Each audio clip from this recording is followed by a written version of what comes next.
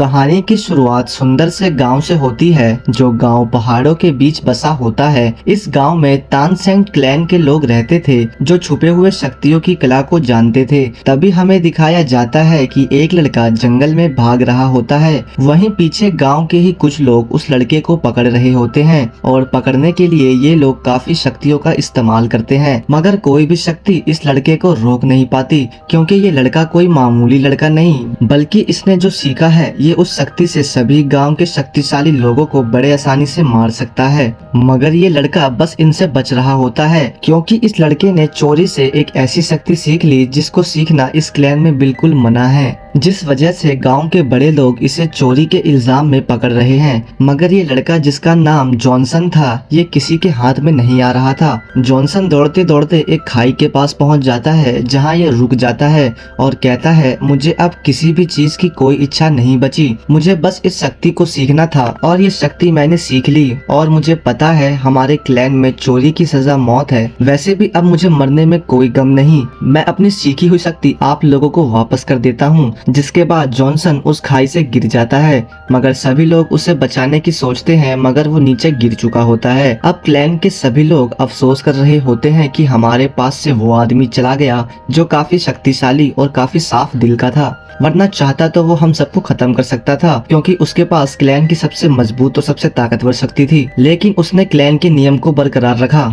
तभी कहानी में दिखाया जाता है कि जॉनसन जब खाई से गिर रहा होता है तो वो इस वर्ष में तो मर जाता है लेकिन दूसरे वर्ष में पैदा हो जाता है और इस वर्ष में भी इसका नाम जॉनसन रखा जाता है और जॉनसन को अपने पिछले जन्म की सारी बातें याद होती हैं, जिस वजह से इसको छोटी उम्र से ही अपनी शक्तियों का इस्तेमाल करना आता था। कुछ दिनों के बाद जॉनसन को पता चलता है कि गाँव में एक स्पिरिट मास्टर आए हैं जो गाँव के बच्चों की स्पिरिट सोल को जगाने आए थे।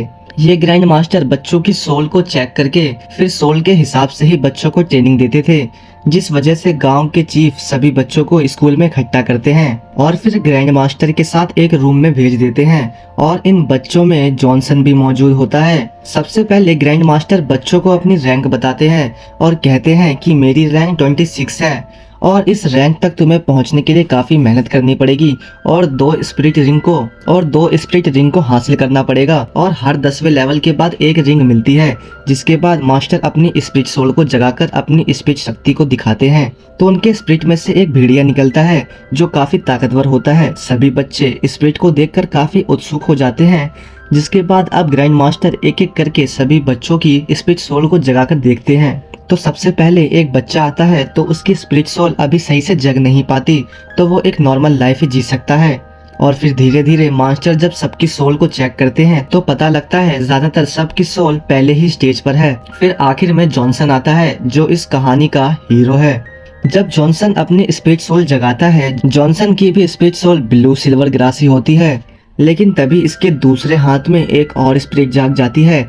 ये देखकर जॉनसन उस हाथ को बंद कर देता है। फिर जब ग्रैंड मास्टर जॉनसन की स्टेज चेक करते हैं तो मास्टर को पता लगता है कि इस स्पिरिट की स्टेज 10 रैंक पर है, जिसके बाद ग्रैंड मास्टर जॉनसन से काफी इम्प्रेस होते हैं। फिर ग्रैंड मास्टर ये बात चीफ को बताते हैं। फिर चीफ जॉनसन के साथ उसके घर जाते हैं और जॉनसन के पिता से मिलते हैं जिनका नाम जेम्स होता है। जिसके बाद चीफ जेम्स से कहते हैं कि तुम्हारे बच्चे के पास एक ऐसी शक्ति है जिसे सीखने के बाद वो काफी शक्तिशाली बन जाएगा, इसलिए हम तुम्हारे परमिशन से तुम्हारे बच्चे को इस शहर से बाहर लेके जाने वाले हैं। लेकिन ये सब सुनने के बाद जेम्स साफ मना कर देता है कि मेरा बच्चा कहीं नहीं जाएगा। तो क्या अब जॉनसन के पास जो शक्तियां हैं क्या वो उनको अच्छे तरीके से सीख पाएगा? जानने के लिए आप हमारे साथ बने रहे क्योंकि हम इस सीरीज का अगला पार्ट जल्द ही लाएंगे। तब तक के लिए आप अपना ध्यान रखें।